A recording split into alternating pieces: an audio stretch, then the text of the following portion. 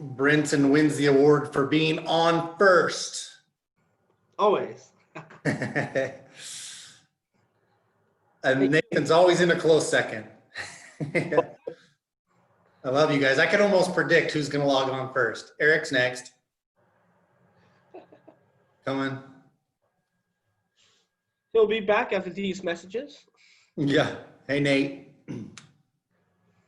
Good evening.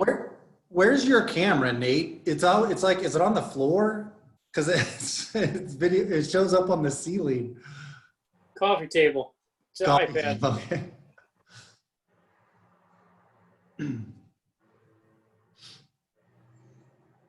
Oh, I missed on Eric.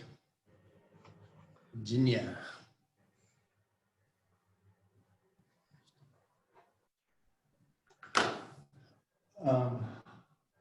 We're on, and I'm recording you eating cheese treats. Oh. That's all right. Just come on up when you're ready. Do you guys ever go home? Yeah, we sleep at home. It's actually nice to come. I wish everybody could come here. I miss everybody popping in here, and especially on the lunch and learns, but I'm sure you're aware of this, but it's a little bit easier to focus sometimes when you step out of the house. I know EXP is a work from home type thing and the cloud, but for me, I got too many distractions, and the dog seems to need to be walked 5 times as much. You know, it's just, I don't know. I don't concentrate as much at home. I can still work and I enjoy it, but usually I get to a certain point in the morning where I just start working at home. It's like boom, boom, boom, boom. But then at a certain point, I gotta read in here. So I'm usually home in the mornings. Yeah. Well, if you ever get bored, I got a second grader that needs a little help on math. It's not your strong suit. Actually, it is. It's reading that he needs more help than I can do. Really? So do they just give you guys a curriculum and say, do your best? Yeah, it's actually getting better. When we first started, I'm serious, we had 26 kids and there was one Google folder, and it was go find your stuff. Wow. But she's gotten a lot better over the past couple of weeks. It was a challenge. It's just kind of like all thrown in there. Not Oh even yeah, just categorized. Yeah, that'd drive somebody like me nuts. It was awful. A folder tree would be 12 deep. Yeah, she was not prepared for teaching at home, that's for sure. No. Yeah, I don't think anybody really was. That's quite the transition. It is. Think how many businesses now, though, have realized that they don't need their office. Yeah. That it's just an expense. I don't know if you talked to Brianna tonight, but I was on the phone with Brianna about her brother, his business. And that's something he's realizing. It's just like they're more productive. I think she said their productivity is up 35% without being in the office. That's crazy. That's awesome. Yeah. I just did a final walkthrough, and both parents could see both their workstations up and notes in the house. Leave mom alone. She's working. Leave mom alone. It actually wasn't that nice. Because it was, let's see. What did it say? Hi, Sherry. Mom is working. Shut up. Go away. Thanks. Love, Mom. That's all. There you go. In case you want to copy that. That's funny. I think that's it has to be one of the kids. And then it says, I love you. Do homework. Pick up the house. Eat. Weeds? What's in the fridge? I thought that was really cute. That is funny. Well, I'm for one a lot more productive, just cutting out the driving time. So we're done with our classes or online. I just go right to the next. And I mean, I'm getting a lot more done, but I don't enjoy it as much. Yeah, no, I would say that part is probably true for us too, as far as working time. Yeah, I have to change up the focus part, but yeah, not driving and not having that. Well, plus when, you come in here to a training at lunch learn, you don't leave for 2 hours. That's right. That's right. We always move on to other stuff. Hi, Sid. Well, it's about 3 after, so we've got a smaller group than normal today, it looks like. But welcome those of you that are here. Thanks for jumping on with us, Lynn. Good to see you. Hey, you bet. Just got back from Spanish Fork, final walkthrough. I think I just said that. Yeah, I just said that. But I had a closing, and Yeah. actually Brian and Corey. So we're not supposed to go to closings now. I don't know if you're experiencing that too, Eric, but I've had to miss my last few because they don't want us coming in. So then Brian called me yesterday and said, hey, what if we do the closing at your office? And that way you can be with your clients. So Brian and Corey both came here. Well, that's fantastic. Awesome. Pretty awesome. Corey came to my closing on Tuesday. He said he didn't want to miss it, so Well, yeah. your title company must be allowing it. Our title company isn't. Yeah, at ITS, it's, I guess, essentials only are signers. They just want the signers there. So it's a company thing, not. Yeah, and that's why Brian was thinking of Lynn, because he knew she wanted to be there. He didn't want to be the guy that's sneaking extra people in the office when they kind of have a company policy. So he says, like, you know what, it's at the end of the day. I think you did it at 4 o'clock. And so they all come to you. So it worked out good for the client. Yeah, it's pretty nice. Well, that's good. You're like our special guest today. You've never been on a Tuesday? Well, it's pretty fun. I went and got crumble cookies for everybody. So they had crumble cookies, so they had a little treat, and I liked it. It was a lot more fun to have it here. You're right, though. I honestly, I was thinking, I'm like, what are you guys talking about? You know, I'm like, wait a minute. No, this is 7 o'clock. It doesn't feel like 7 o'clock to me right now, you know? I'm like, Yeah. Time goes by fast, doesn't it? some days, man, some days. Well, good deal, Well, if you- guys. So we'll get rolling here. I think we're going to do a little 2-part training tonight. And the first part kind of coincides nicely with part 2. So we're going to go over just some MLS training. We actually were talking about it earlier today with you, Brenton, and some of the things to look out for on the MLS, because a lot of new agents don't realize that really the MLS is really an advertisement tool. It's not a guaranteed, not guaranteed information. Everything needs to be verified by the buyer or the buyer's agent. So there's a lot of mistakes and errors that we find in it. And we thought it'd be really good to add it to the beginning of our plan training tonight. So Jeff, do you want to share your screen, or do you want me to share mine? Just kind of go over some MLS stuff. I know and then I can get into the second part once we kind of go through that.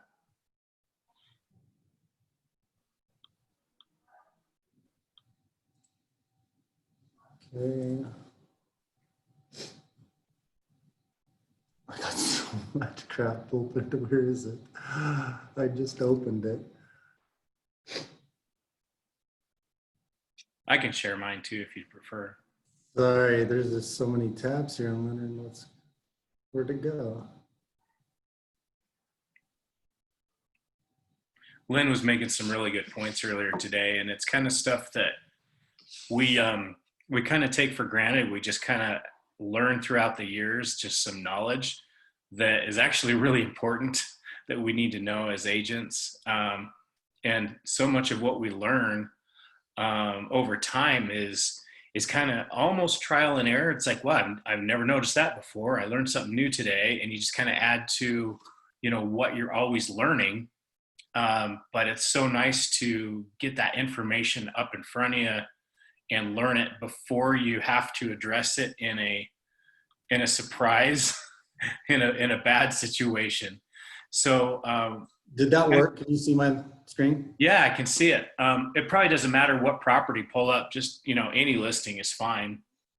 But what we were talking about earlier with Brenton and Nathan we were on earlier is kind of how some of the information is not always accurate from other agents, because if you click on any listing, you'll notice on the information on the property, you can click on the tax ID number and also the history and find out a lot about the property.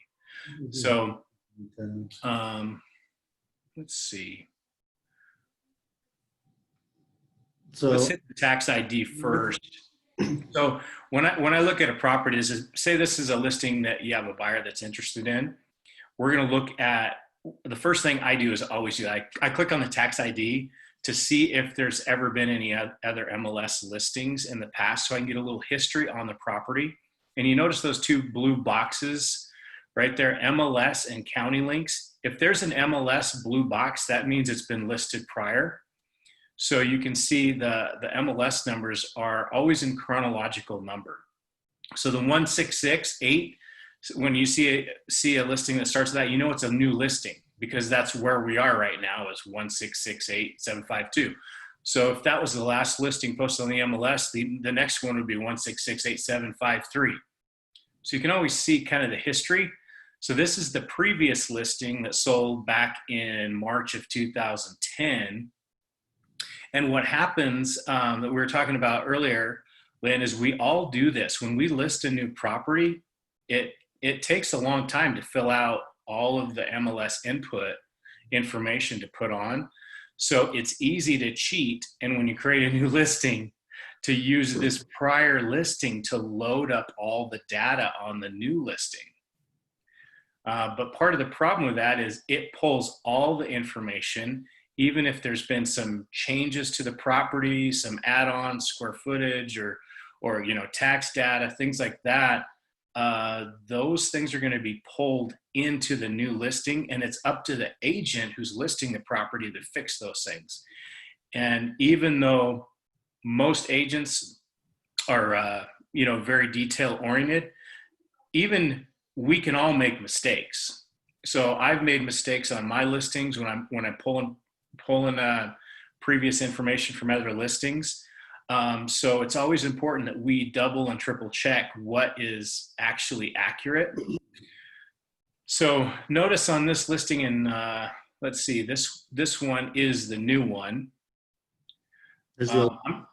I'm just going to point out a couple things. First of all, you always want to look at the taxes, and that's what we were talking about earlier, Lynn, is the tax information is very, very crucial, because if it is inaccurate, it can dramatically change, what the monthly is going to be on a property for lending purposes.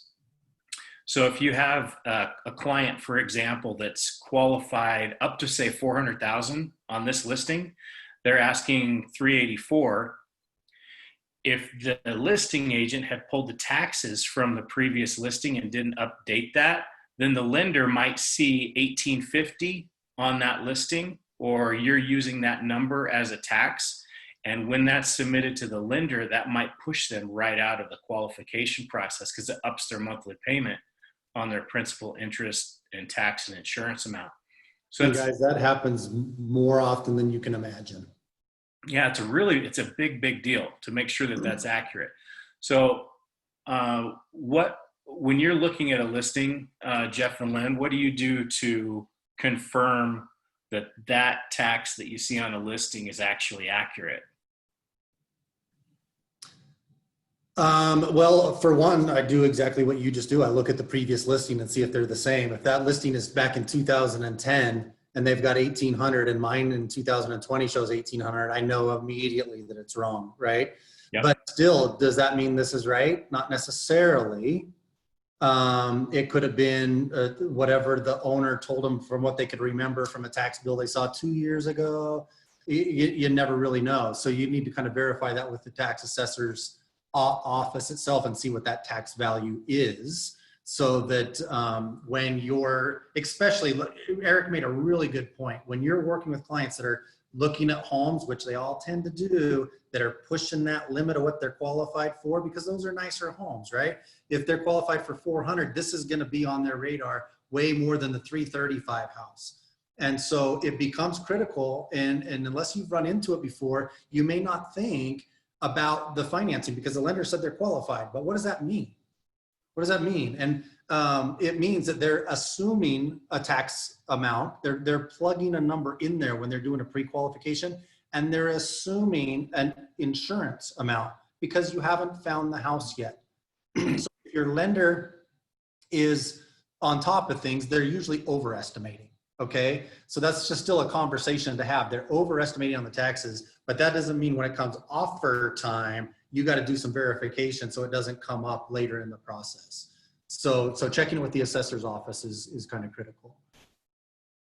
Perfect. And that's the biggest one on the MLS when it comes to money, Eric, is that assumption of the tax value. The other stuff are logistics, right? It might be a square footage difference. It might be, Lynn had one she can give you an example of where previous listings showed 0.68, but the current listing agent put it out there that it was a 1 acre property. I think Right. what I'm going to do, Eric, is I'm going to show that house as an example for a couple of the things that we talked about. But Okay. the one that I've got listed right now that is currently going under contract, hopefully tonight, I looked back at the 2 other listings before my listing and noticed discrepancy. Well, I think there was 3, and I noticed a discrepancy, but then we looked at, I had actually sold the house to my clients, and we actually had an appraisal that showed a better square footage. And so we utilized the square footage on the appraisal and marked that it was appraisal and not from a previous listing. Mm-hmm. So when it's a client that was previous, or if there's data for you to look back and see, sometimes you'll see 3 different square footages on different MLS listings prior. So it's your job to try to figure out, okay, what is accurate? And so generally, the assessors hopefully will match up with one of those listings. No, she made a really good point. I don't know if you caught it, but if you're doing the listing, you're the one pulling the data. You need to be asking your sellers for information too. She just mentioned she wouldn't have had access to an appraisal, obviously, without asking for the sellers. So if the appraisal, and the one you're just saying, it sounds like the appraisal was higher, that's actually a measurement that somebody went out and did. And when you're marketing the property, you're stating where you're getting your information. You got it from previous MLS records, you got it from county records, wherever you got that, it's on there, right?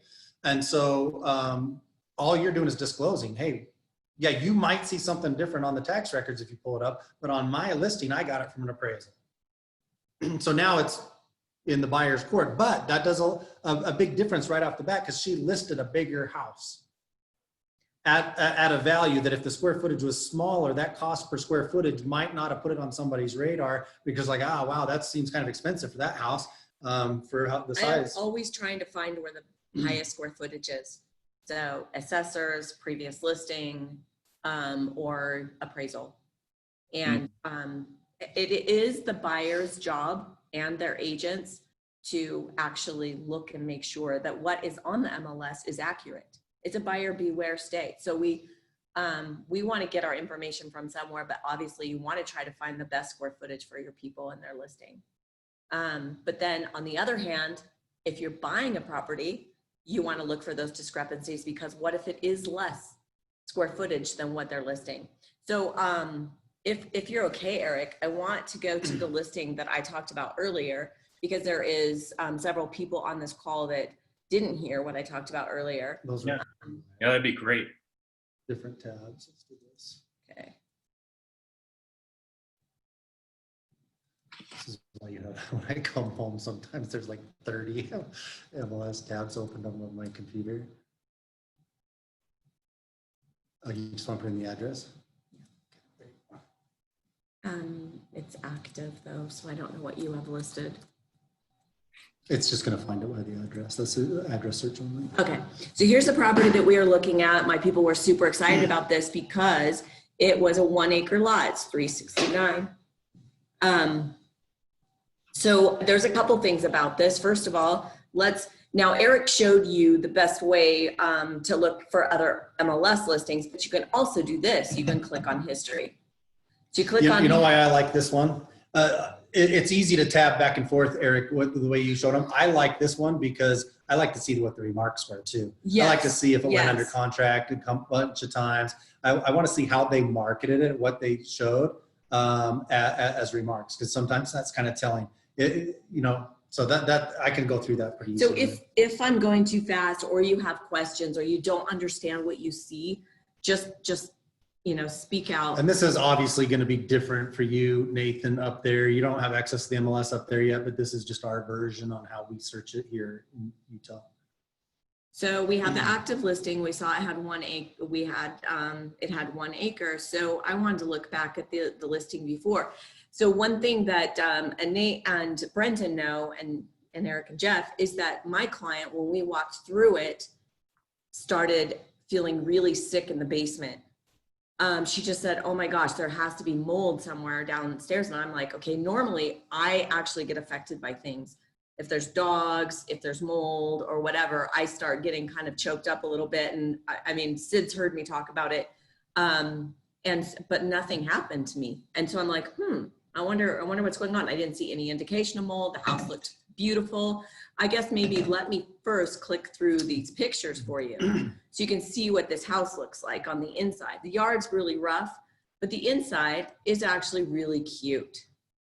And it's nice and clean. They did a really great job getting it ready. The basement has virtually brand new carpet. So they're just, the house looks beautiful, right? You wouldn't think that. Doesn't look like there's any concern. Yeah, you wouldn't think there's the basement. So look how nice and neat and clean the basement is, brand new base mold. They did a great job on the remodel. And the area where she walked in is a route here where she's like, oh my gosh, I'm starting to get ill. Her lips started turning numb, everything. Wow. So anyway, I go back to the history, and I'm looking back, so we're kind of interested in the house, and we see, oh, look, okay, they bought it in 2018. Oh, look how beautiful it is. But I didn't know at that point. You go down to the remarks, you go down and look to see, okay, remodeled home on a massive 0.68 acre lot. Wait, 0.168. Wait, they said there is a 1 acre. So the current listing says 1 acre. So then I'm going, okay, well, and another thing I noticed was, and this is something that happens when you have some years of experience, Josh Duke Black is someone I've worked with several times. So if I still had more concerns or questions, I could actually call Duke and we could have a conversation. He could tell me a little bit more about the property. Okay. So pay attention to who the agent is. Agent relationships are super, super important, I've found. He and I get along really well. So I look back and I see, okay, 2018 is when the other people bought it. Here's the property. Oh, it was a short sale. This is what price subject to third party approval means. It's a short sale. Okay. These are both in 2018, right? Yeah, 2018 in June, sold for cash. It shows 0.68 again. So let's see, it's a short sale. Let's take a look at those pictures and see how the house looked when they bought it.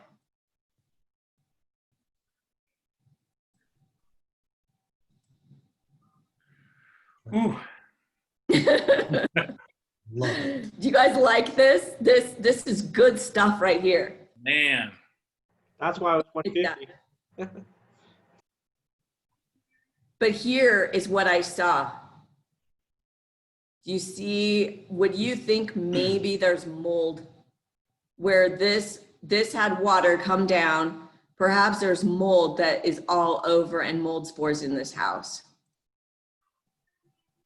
That's what I would think, being a landlord, being a real estate agent. Jeff did lots of flips. We saw really, really bad houses. But what happens is that a person can go in and they can completely remodel a house and they can cover up if there's mold in the walls. But there also is something called mold, like there's mold in the air. So I looked in all the windows. I looked all over in that house to see any indication of mold. I didn't see any at all. But this tells me why she got sick. I would think that there's That's probably. a pretty quick reaction. I don't, people usually don't start feeling sick right when they walk in a room. Yeah. But what my point is, most people wouldn't have felt sick that quickly, but Yeah. maybe they move in, they put their kids in the basement. A month later, the whole family's sick or whatever. This right here, another point to make, by you looking at this and bringing this up, would be maybe an indication you might want to more strongly suggest a mold test, especially on a flip. There's a lot of flippers that are concerned about their dollar return, not the product they're putting on the market.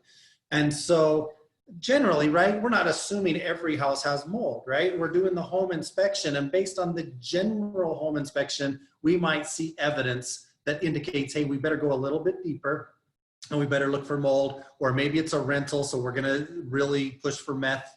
We're gonna do radon on every house. Utah Radon Services doesn't even charge for it. So that's just like, and that's probably not in Oregon. I know it's not up in Idaho, but it's a deal down here. but there's certain tests that are just a given. Other ones are kind of like, hey, your client doesn't want to spend 200 here, 300 here, 300 here on all these tests if they're not warranted. But you protecting your client by just doing some I mean, this is easy, click, click, click, looking on the previous listings, right? And knowing that it was a flip within months, that they may or may not have taken care of that properly, is just a good information to pass on to your client. But what I really want to point out here is my clients, I let them know this information, but my clients don't realize that the majority of real estate agents would have never done this. Majority of real estate agents want to make a dollar. They want to hurry and get the closing done. They probably would have pushed her towards this house. Oh, you know what? There's probably nothing in there. It's probably just you're allergic to their dog.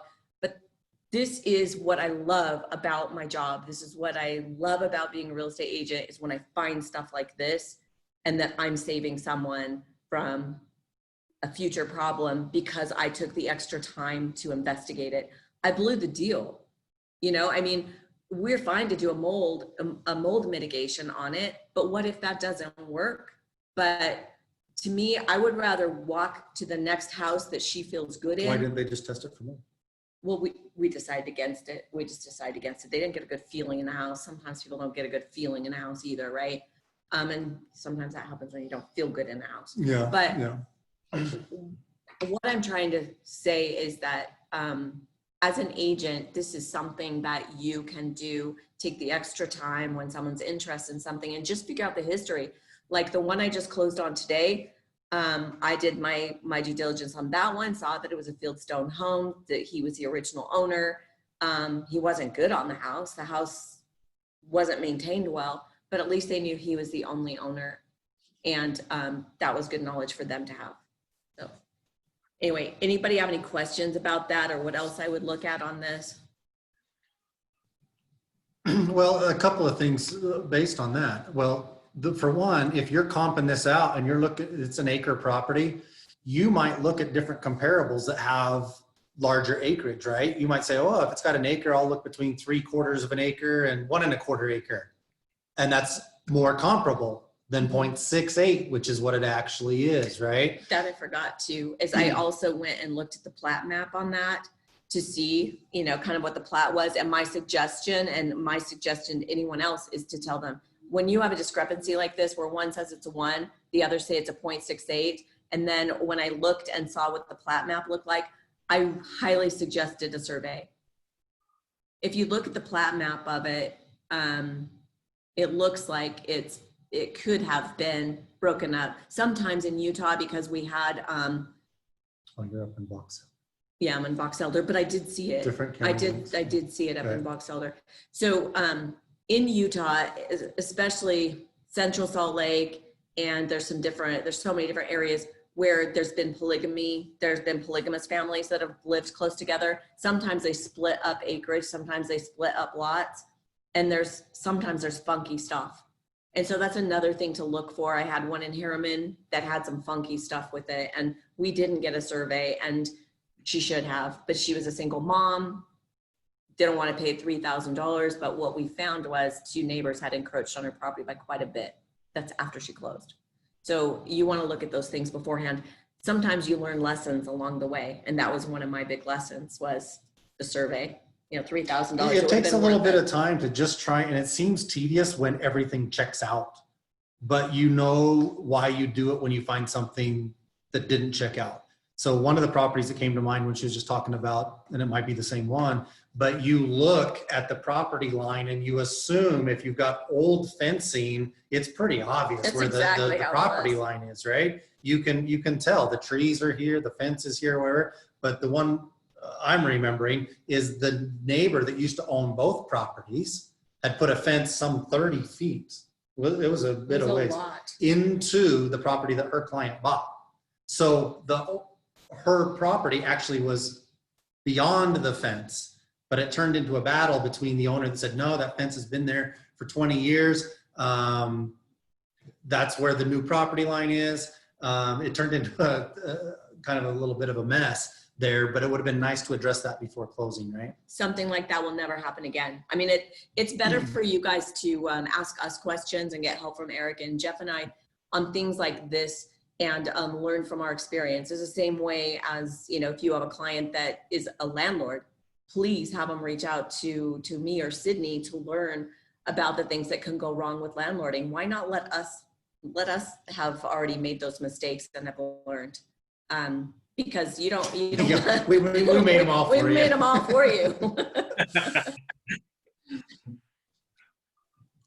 So Eric, do you want to talk about some other discrepancies? Yeah, absolutely. One other thing too, we were kind of talking about earlier is let's say you had a buyer that was interested in this home. How much is this one? It's $369. Okay. So let's say they're approved up to $375 and they're looking at a $369 property. And they decide maybe this isn't the one they want, and they find a property that's maybe a townhome that's $369 as well, and it has an HOA of $120. That's going to change their qualification dramatically as well.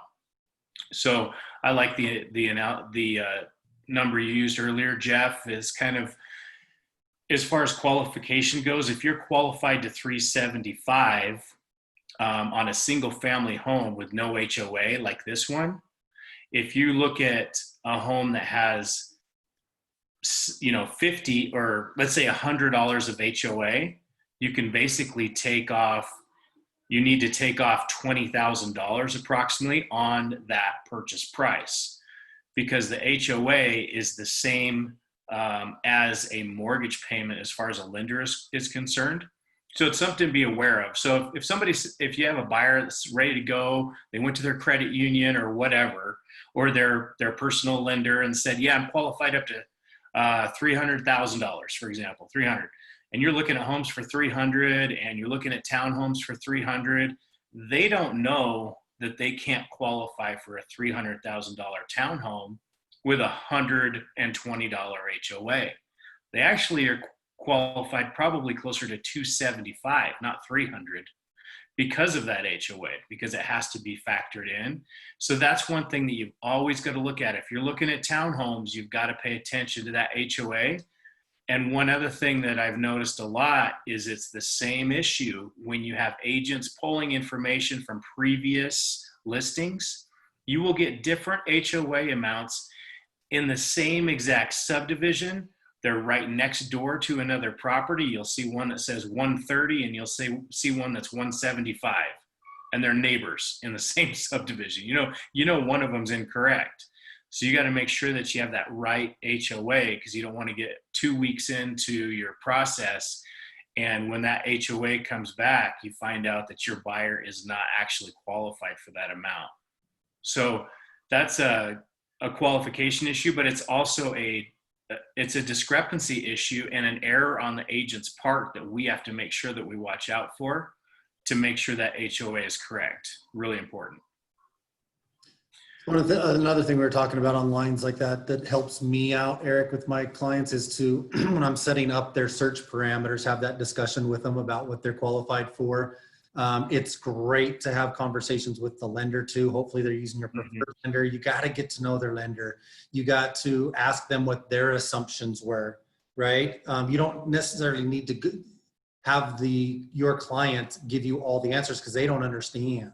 So if you ask what those assumptions are from the lender when they're pre-qualified, they're going to tell you, well, I figured $1,600 a month in this price range for property taxes. I figured X amount for insurance. I didn't figure in an HOA. So if they're looking at both and they're open for townhomes or single family, I like to set up 2 different searches, one at a lower amount for townhomes and condos. Typically townhomes are a little bit more popular if they're looking at townhomes and single family, to allow for their qualification maximum based on it having an HOA. So you can see as I scrolled through this, there was HOA fees well over 300 down into 180. It varies in that same price range depending on what they're looking at. And so I was clicking through this. I don't remember if you mentioned it, Eric, but that rule of thumb I like to use because it's pretty darn accurate is for every $50 in HOA fees, it's going to decrease their purchasing power on that single family home if it has the HOA fee by $10,000. That's about the purchasing power they're going to lose from their maximum qualification without an HOA. Look at how much that would be for this HOA. Now, this HOA here, like we had talked earlier, has sewer, has trash and water. I'm not sure what a lender would take out for that. But if you use that for every $50 on a $323 a month HOA, that is a shoot ton of money that you're reducing what their qualification power is. I've gone through. That's over 60 grand. So when they're saying, "Hey, I found the perfect property," and I qualify because, like Eric's example, they're qualified to 375, right? And they send you this one. There's no way they can buy this one. No, this is more like a 425 qualification if it were single family. So you could buy this or a 425 home without an HOA. So those are things that are just part of your responsibility to bring up. Remember, we've talked about this before. We don't want our clients saying, I wish somebody would have told me that, right? Those things that you know they need to know eventually, kind of set the expectations, kind of we talked about in our listing one a little while ago. You bring it up first and then they're not surprised and they're not distracted and they're not looking at something like this is now nowhere going to compare to what they actually should be buying. And it's going to be a little bit harder to convert them to what in actuality they can afford versus what they've been looking at. One other thing too, just briefly, I wanted to touch on a different point too, back to the square footage. Jeff and Lynn, if you're listing a property or even working with a buyer on a property, and maybe there's 2 or 3 listings and they all have different square footages, and you look at the tax data and it's actually a different number as well.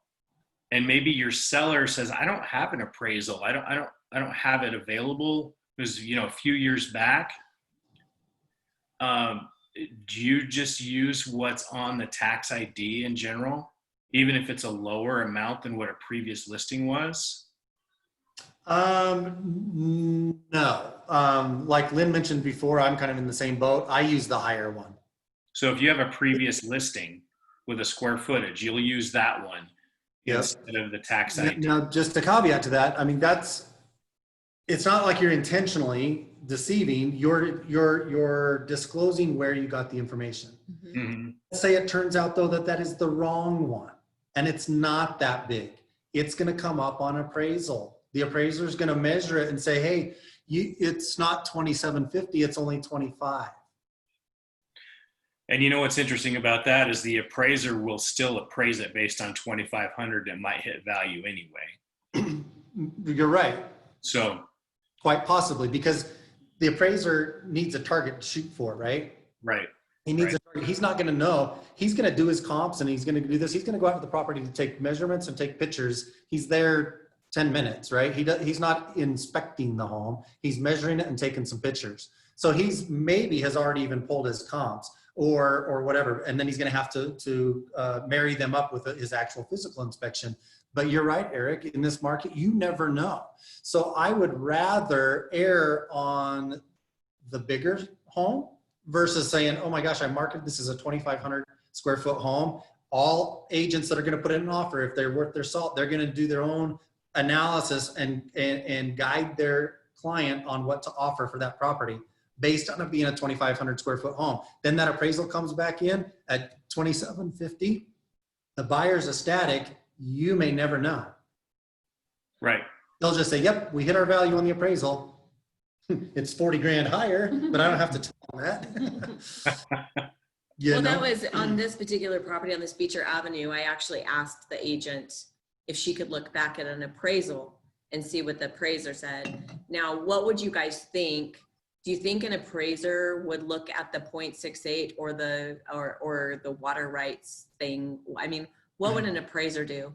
I don't think an appraiser will ever go walk the ground. So the appraiser is going to go obviously off of the acreage on the assessors, right? Typically, we'll take it from the county. So, but I still asked her to look back at the appraisal. So she said, I just got a message from her, the appraiser says that it's at 0.68, but I highly doubt he'd go walk the ground. I would think a survey would be needed to know for sure. So it makes me wonder why she would put the 1 acre, because now somebody has to eat a $3,000 or more survey. Mm-hmm. Because you would want to know what you're buying, right? So I don't know if we were going to that's different. That's exactly opposite. We were just talking about the square footage of the home. We're erring on the larger amount, but on the lot size where the appraiser is not going out there and measuring it, that's a whole nother survey, a whole nother cost. You might as well marry up with what the county has, especially if all the previous listings had that. You looked at what, 2 or 3 previous listings at 0.68, and she still went ahead and did it at 1. Now that ambiguity that's out there, whoever's going to buy that is going to have to clarify. Because it makes me question all of it. I mean, as a buying agent, I would need my people to know, assume it's 0.68, but you don't know. In fact, this is what the property lines show, and it does look exactly like where all the fence lines are. Whereas, sometimes it actually does look off. So I've had another one where it was off. And so we found out more details and found out why it was off, and it actually was. So, and we got that rectified. But on this one, I just don't be that agent that puts on an acre when everywhere else it says 0.68 unless you can verify it. What's interesting is if she pulled data from previous MLS, she had to purposely change that. No kidding. Exactly. Yeah. Mm-hmm. Yeah, that's messed up. Did the listing agent represent the buyer on the previous transaction? Did you check that? I looked and let's see. Is this the current one? Yeah, no. No, so totally different agent. Okay, just curious. I see that quite a bit. I see that so much. You got to stay top of mind with your people if that happens. Well, see, she did change this, but let's say she didn't change this. This is what we were talking about earlier. The previous one was 1610. This one's 1921. You still want to verify that, but I don't even know why it transposes a variable like that can change over time and pull it from a previous listing. That doesn't make any sense to me. Some of the things that should be fixed, I can understand. The square footage. Another thing, sometimes this basement's 100% finished on this listing. What was it on this one? It was 100% on this one too, but let's say that current owner finished the basement. I've come across a lot of listings where this still says 0. I've seen that too. And I'm looking at the pictures, I can see the finished basement. They're right there in the pictures, but the listing says 0. That's super, super important when you're setting up searches for specific properties. Like say some people really want a Rambler and they don't want a Rambler with a finished basement. So you're putting, okay, 50% minimum. It's got to be a 50% minimum basement or they won't even look at it, right? They don't want to have to finish the whole thing. Well, if the agent made an error and from the previous listing forgot to change that the square footage in the basement from the previous listing to this one is different, then this house is going to be invisible to you. Okay, so those are just some things to check. You won't really know if they made a mistake because you probably won't see the listing based on your search. You know what, that's another thing that Jeff just brought up that we talked about earlier, is the more specific you make your parameters, the more likely you are to miss something that has an error by an agent. And garages, finished basements, In this market, it's more important because the inventory is low, right? If you're sending them a hot sheet with 128 properties on it, you might want to get a little bit more specific. But when their hot sheet's only showing up 7, you know, it's no skin off their back to have to weed through a few extra properties by broadening that up. And I'll tell you what, guys, this also lets your client know that you know what you're doing and that you're looking out for them. When you give them examples like we're talking about right now, I don't want to miss out on a finished basement by putting a minimum in there if somebody made a mistake. So you have to scroll through 12 properties to pick the 3 you want to go see. Is that really that inconvenient? No, it's not. Another conversation I personally have with all my clients is about the garage space because of my previous experience. I mean, I can be sitting here looking at a picture of a listing that's showing the front of the house and it's clearly got a garage. This is the old listing. Clearly got a 2-car garage right there, and this says 0. Okay, I've closed on a house to the benefit of my buyer where the listing said 0 and the house had a 2-car garage attached to the house as well as a 2-car garage detached. 4-car garage, and the listing said 0. So I use that example. That happened one time. 4-car garage, the listing said 0. I mean, what are the chances that's going to happen again? However, that might be limiting other properties. So if my clients have to have a garage and they make me put a minimum in here, any property that says 0, or maybe they clicked carport by mistake, right? As they're clicking through, doing the MLS data input, this is definitely subject to human error, you know, on the input form. So just explain that to your buyers. Say, I'm doing this because somebody's clicking on this, and not that they did it intentional, they just missed the damn box. And you don't want your client to miss out on this property that could be perfect for them, that has the 2-car garage, it has what they want, because the listing is inaccurate. It makes sense to every single buyer. Yeah, I'd rather look through a few more pictures and determine and weed out the ones that don't truly have a garage than miss out on one that could be the perfect property because of human error.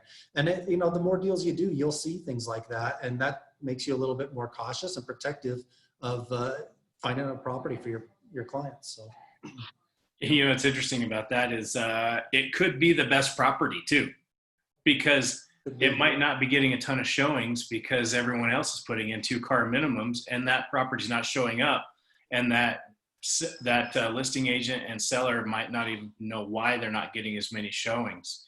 I've actually got a house in my neighborhood, and I was curious what it was selling for. And I looked it up, and it wasn't active. So obviously it's under contract or, you know, backup status. So I switched to under contract backup status.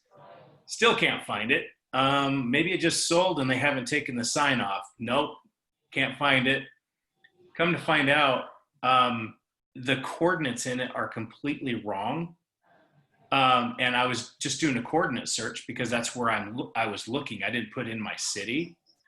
And anyone that's doing a coordinate search would never find that house because it's on the other side of the valley. Yep. So I need to go tell the agent and let him know. Say, hey, you need to fix this because your house is not showing up at all anywhere, and it's active. It hasn't sold yet. Yep. But I mean, that's that hurts the seller. Yeah. Because the days on the market hurt the seller, right? The longer it's on the market, and they don't know why it's not selling. Why isn't anybody seeing my property? So if somebody literally just clicks on the wrong quadrant, see this part right here? If they clicked southeast instead of northeast, or northwest instead of northeast, it's going to show up, or it's not going to show up when somebody's just searching the right quadrant, right? They don't even have to be using the address and the minimum and maximum, just searching a quadrant of the valley. Some people say, well, I just want to live in the southeast end of the valley. I don't want to live on the west side, period. Yeah.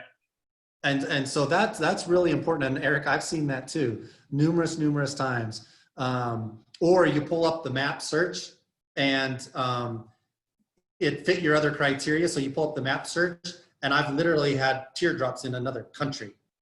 And I don't know how that happens, but it's like panned clear out on the globe. It's like, that's not in India. But for certain, it'll show up your grouping of your properties, and this solo dude over here, it's because he put it in the quadrant wrong. Here's the real address. That's where the property is. But when I was searching for the quadrant, it showed that it was over here with my grouping. So that's how sometimes you see those. It's not one you're necessarily missing out on. It's one that's showing up that doesn't belong. Both ways. Yeah, very interesting.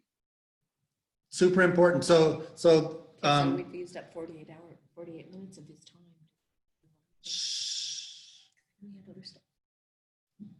So one point I wanted to make was that the things we're talking about for buyers apply to your sellers. Remember when we talked about the listing appointments and stuff? Our listing appointment kind of gets designed and formed by the input we get from our buyers. So we come from that angle, and that's why we're doing the things we do, because we know what the buyer's mindset is. Same thing with this, is point out those things that could go wrong with your listing. So take the stuff we're talking about for your buyers and use it on your listing presentations too. That makes perfect sense. Really good stuff. So I think maybe we'll just do some questions if anyone has any questions on it, because my part 2 training is going to take at least 30 minutes anyway. And I think this is really important information. So we can just push that till next week. That's why Lynn was just nudging me. She says, we've taken 48 minutes. No, it's great. No, this is good stuff. It's all important. We love to talk. We love to listen. You guys are great. Good team, you know? I think that's a really great point though, Jeff, is like whatever you put in, you are relying on, that agent. Because how many times have you seen, or you've had a buyer say, I've got to have a mother-in-law apartment. If you do a search for homes with mother-in-law apartments, you're going to get about a quarter of how many there really are. Because the listing agent doesn't list that correctly and check that box, you're not going to see any of them. Maybe, a quarter of them. So you have to do the homework yourself to make sure that those properties that are out there just takes you a little bit more time. And I know I've said this before, but if you're working with 1 or 2 buyers and you have the time, the more personal you can make your searches, the better. So I've done this for years. I will set up the auto searches just for myself, and I'll send them to myself every morning, and I'll block out a half hour every morning to just go through some of the new listings that came out, and I'll personally text those to my buyer and say, hey, this one just popped up. You should take a look at it. I was just kind of looking through the photos. It's got that shed that you want, or it's got a fenced yard for your dogs. Take a look at it. Let me know if you want to take a closer look. Instead of them just getting that 7 property auto sheet every day or 4 or 5 every day, you're going the extra mile, and it literally takes you 10 minutes. So when you get a buyer that you're going to work with and they're a good one, spend that extra 5 or 10 minutes every day and make it personal, because it'll show how much you care. And I can't even tell you how many times that's made all the difference for me and standing out from other agents. Because I've talked to people walking through my open house at a listing, and they'll say, I've got like 3 auto searches coming from different agents right now. I really don't need any more help. Well, it's obviously not working. You're walking in an open house and you're not using those other 3 agents. So none of those agents have really caught hold and secured that client. So some of those little extra things that you do make all the difference. And that's just something I've done for a long time. Now, if you're really busy, you're going to have to rely on technology and not do all those personal things all the time. But you can handle 2 or 3 buyers, no problem, in a half hour every day. If you have the auto sheet sent directly to you, you get pretty quick at it. I like that, Eric. That's something I'm not doing, but I like it because you know what? They're searching on their own anyway. Most of the properties they get from you, they've probably already seen. So that extra touch of them getting a text from you that you picked that one out, even if they have seen it, it shows that you're sorting for them. Yes. Yeah. And you're sending them the best ones. So over time, it probably works with your clients where they don't look as often. Let's just look at the ones Eric sent me because they're closer to what we want anyway. That's a really good point too, because I've had lots of buyers say, I just saw that come up this morning too. And Yes, I just had that. to them. And that's the greatest. Yeah, you show it to them and they say, yeah, we were just talking about that one. Yep. And you're just like that. They're cooked. They're your client. They love that. So No, that's great. cool. Anyone have any further questions or comments? I think this is kind of a topic that a lot of those on the call haven't got too deep into as they're newer and just now starting to work with clients. But that's why Eric chooses to go over these things now, is because even the first couple of times you set it up, you're going to know more than the average agent. So this is just, trying to do the minimal, set up the hot sheets, go. You got to think this through based on experience on how can you want to find them the best property the fastest possible and make their dreams come true or whatever. So when you start talking about ways that they might miss out on some because of the search criteria, so I do it differently because I don't want to miss out on those. That's huge. So how many of you have actually buyers you're working with right now? Anybody? Kim? And Kim, how's that going? Do you have them on hot sheets? No, I'm going through and doing the search every day and handpicking what they're looking for. One of them want a fence, and I played around with that a little bit. And yeah, they didn't come up when I put the word fence in because the agents don't list it that way. So I've just been going in and looking at them and handpicking them and sending them over. And it was kind of interesting because the lady on my sphere of influence is somebody I met. And she was doing a pre-qualification with me. And once I passed the bill, she finally gave my information over to her son. And then he's now on my buyer's list as of today. So now I can reach out to him directly. But so it's kind of like a, I don't know what you would call it. Like she was testing to see how good of an agent I am before she let me actually talk to her son. So. I love that. That happens a lot. John Kim. Hey, you brought up, that's a great one for you to have an experience with right off the bat, fences. So that's a whole nother topic, right?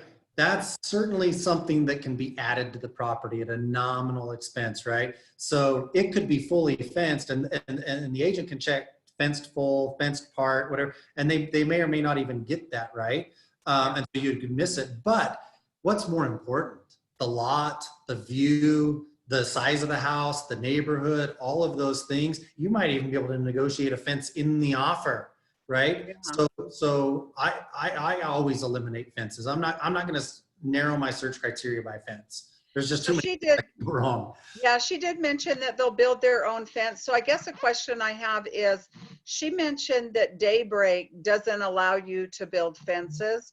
Is that true in the whole area of Daybreak? I noticed there's a lot of new construction, and I did find a house in Daybreak that had a fence. It's just they're so close to each other. I'm like, ooh, I don't even like that. I'm not going to send it to them. So does anybody know, is that with Daybreak, can you not build fences typically? Eric may know better than I, but I know there's several different HOAs within the master HOA of Daybreak, and they may have different guidelines. Honestly, I don't know. Eric, do you? Yeah, you can absolutely build fences in Daybreak. And pretty much everything you do through Daybreak is sent through their committee, and they vote on everything once a month. But you can call the HOA. I think it's daybreakliving.com. You can actually go in there and email the HOA and the property and ask specific questions, and they usually get back to you in about a 24-hour period. Oh, okay. But yeah, there's lots of properties that have fences, and you can add fencing. You can add, it's kind of a little bit of a myth that, you can't do things, but you can add trees, bushes and put in drip lines, fencing. You can even add additional parking inside of your lot. You just have to have your plan that you're going to do to your property submitted to the HOA and have it approved. Okay. And that's more of a due diligence item. That's not necessarily what we're talking about right now as far as searching for the property. Once you find the property, if that's super important to them because they don't want that little Yorkie getting out of the yard or whatever, that's when you verify that probably, if you can lock it, especially if you're in a competitive situation and you don't really have time to do a day or two of due diligence before you put in the offer. See if you can lock it up at the price, then verify that. And if it's an absolute no, you can't have a fence in that particular subdivision, then that could be a deal killer. But yeah, that's more of a due diligence item. Okay. Sometimes I do, it's not always accurate, so you can't rely on it, but I'll do a Google map search on the address and just kind of zoom in or out and see if there's fencing around that area of that property. If there isn't, it doesn't mean you can't, but if there is, there probably is a good chance that you can, if it's kind of in that same subdivision and area. Okay. So it can be helpful, but not always accurate.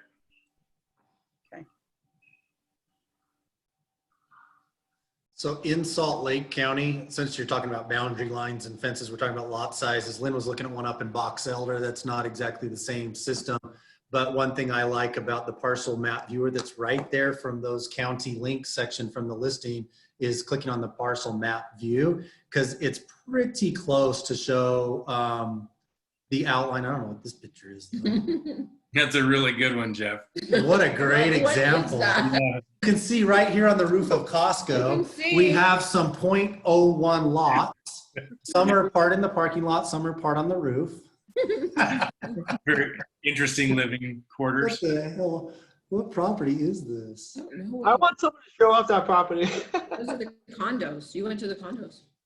Can I please make an offer on the Oh, toilet they were paper showing the section of condos I was Costco? talking about. That was funny. Oh man. Please show us the parcel view. Maybe you need to go back to my Beecher one. I have never seen that one before. That's a great example. That's a great example of potentially an error. Yeah, right. That's funny. Now I have to just pull up one that's somewhat accurate just because.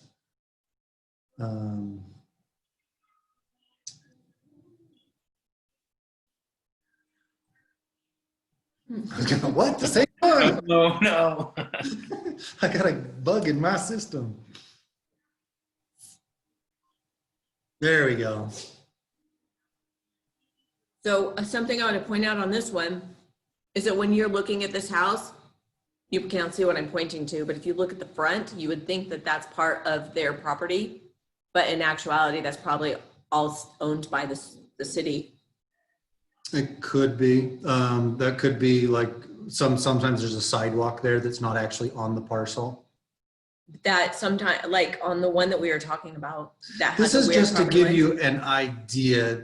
I don't think this is by any means guaranteed to be accurate, but one thing you would notice, I don't know if you can see my cursor, but let's say on that box, this is a pretty, the ones I like to look at the most are the ones in cul-de-sacs and old farms that have been chopped up weird, and the layout's not so cookie cutter square subdivision, right? But what you'll see from the aerial view with this overlay is maybe a discrepancy in fences, where you can clearly see where the fence is and it's nowhere near this. All it means is a little more homework.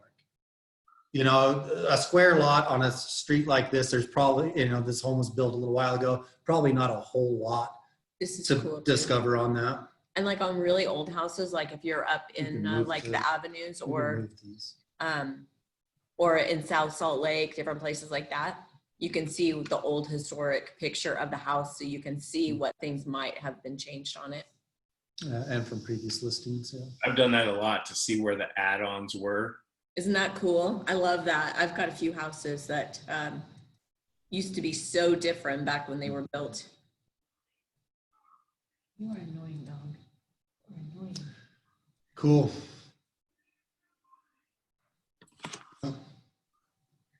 Hey, thanks guys. Thanks for everyone's input as well. Important stuff. What are you guys doing? I have no idea. I said cool, and she looked at me like It's cool. Cool. We're cool. we've been married 30 years, guys. We're almost on 30 Congratulations. this next month. So you're gonna promise to try to stick it out at least one more year? Yeah. I don't know, this, One at a time, Eric. this One at a virus, we've been time. having to hang out a lot. No kidding, House right? all by ourselves. Yeah.